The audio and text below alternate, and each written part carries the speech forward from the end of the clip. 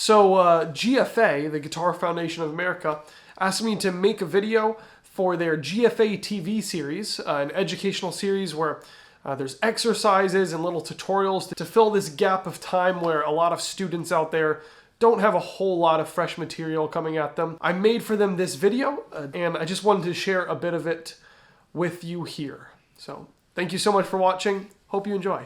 Today I'm going to walk you through one of my favorite exercises.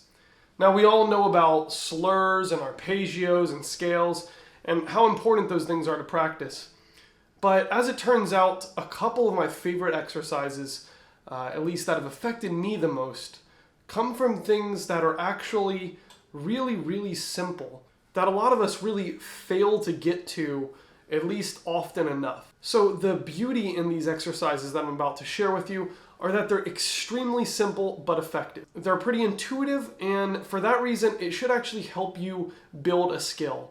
So let's go ahead and jump right into these. Okay, so in this first exercise, you're just going to be playing E, G sharp, open B, and E. That's on the 2nd fret, 1st fret, and then the 2 open strings above that.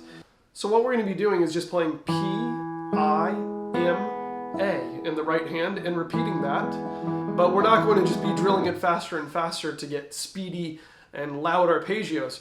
We're going to be making sure that we can control the volume of each one of those notes that we play. And you know, a lot of the repertoire that we work on demands this very skill, and it's shockingly difficult to develop it to a high level and to get it speedy. So let's just go through a really simple way to work on that. First, we're going to accent our thumb and make sure the rest of our fingers are really quiet. It sounds like this.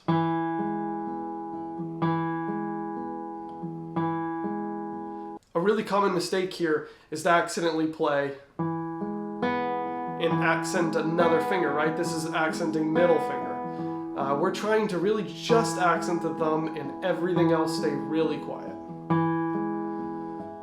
Another common thing you'll hear is this. Because we really want to give weight to our ring finger, probably from things like, but in this situation, we're going to avoid that. So after we've really gotten down the control of our thumb and everything else is staying really quiet but audible, we're going to switch to our index finger being the accent. But we're not going to start on our index finger. We're going to start on our thumb, but just accent the index and try not to accent that thumb.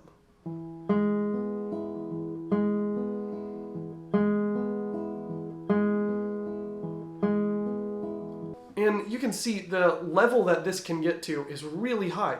You can make things way quieter than you did before. Maybe you started by playing it and that middle finger is just a little bit louder. But the better you get at this exercise, the better you should be able to separate those voices. The M finger should be way louder, and then the other fingers should be much quieter. You'll be surprised how much you see this affect the music that you make. The last one is to accent the A finger, which, since it's an outer finger, it's usually one of the easier ones. Give it a try. We play P, I, M, A.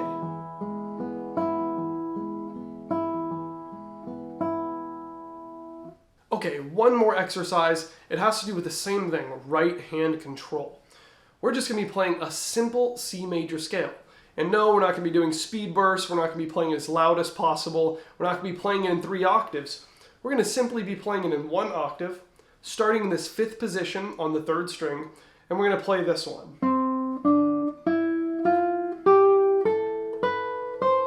Okay, but we're not going to play it all the same volume like I just did there. We're going to start pianissimo, and we're going to end up fortissimo, okay? So splitting up the dynamic changes between just those 8 notes is not incredibly easy, right? That involves almost a completely different dynamic for every note. So instead of just playing 1 note at a time at first, we're going to play 4 notes at a time. We're going to play C, C, C, C, D, D, D, D, and so on.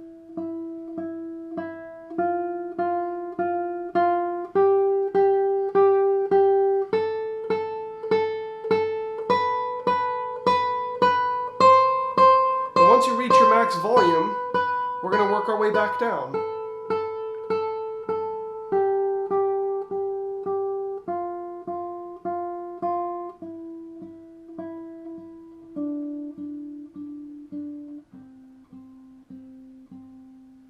So it's really nice to practice this the other way as well, which is starting at a fortissimo and landing on that high C with pianissimo. Let's give that a try.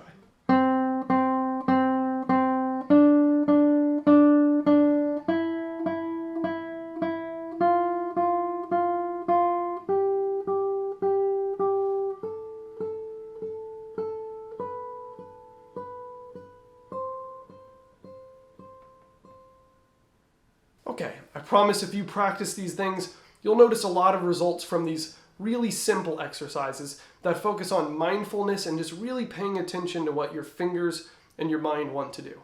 I hope this helps, and I'll see you the next time.